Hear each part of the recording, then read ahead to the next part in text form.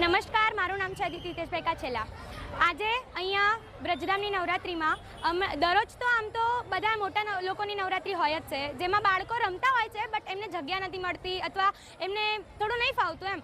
તો આજે અમારા માટે સ્પેશિયલી અહીં બાળ ગરબાનો પ્રોગ્રામ કર્યો અને સ્પેશિયલી અમને બાળકોને જ રમવા મળ્યા, એ માટે ખૂબ ખૂબ આભાર। અને અમને ઘણું જ એન્જોય થયું, સ્પેશિયલી પાછળથી ડાન્સ પણ કરાવ્યો અમને અને અહીંયા ઘણી જ મજા આવી, કેમકે એક સ્પેશિયલી બાળકોના જ ગરબા હતા। અહીંયા કોઈ જ મોટું નહોતું, કોઈ જ નહોતા, નાના છોકરાઓ અને અમે લોકો જ હતા, એટલે અમને ખૂબ જ मजा आई। धन्यवाद।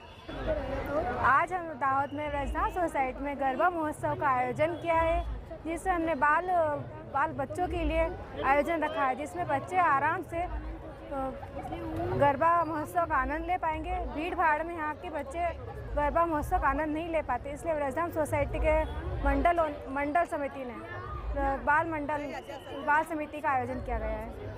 यहाँ पर हमारे बच्चे आराम से व्यवस्थित गरबा महोत्सव का आनंद ले पा रहे हैं। आज रोज आद्याशक्ति गरबा महोत्सव व्रजधाम सोसायटीમાં હું ગરબા રમવા આવ્યો હતો। આજે બાળ ગરબા હતા અને મને એ બાળ ગરબામાં ખૂબ આનંદ થયો છે અને એ જ જગ્યાએ મેં પાઘડી બંધાવી હતી અને માથે સાક્ષાત રાધા કૃષ્ણ ભગવાન પણ છે અને એનામાં મેં ભાગ લીધો તો મને ખૂબ આનંદ થયો છે અને હું આ મંડળનો ખૂબ ખૂબ આભાર માનું છું। અસ્તુ।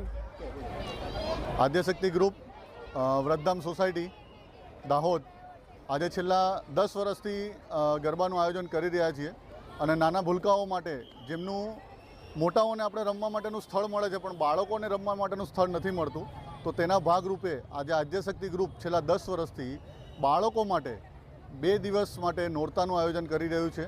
આજે 10મું વર્ષ અમારું પૂર્ણ થઈ રહ્યા છે। અહીંયા આજે સરસ મજાનું આયોજન થયું બાળકો માટે અને આવતીકાલે પણ આવું સરસ મજાનું આયોજન આદ્યશક્તિ ગ્રુપ દ્વારા વ્રજધામ સોસાયટીમાં રાખવામાં આવેલ છે અને ઘણી બધી બાળકો માટે ઇનામનું વિતરણ પણ આવતીકાલે કરવામાં આવશે।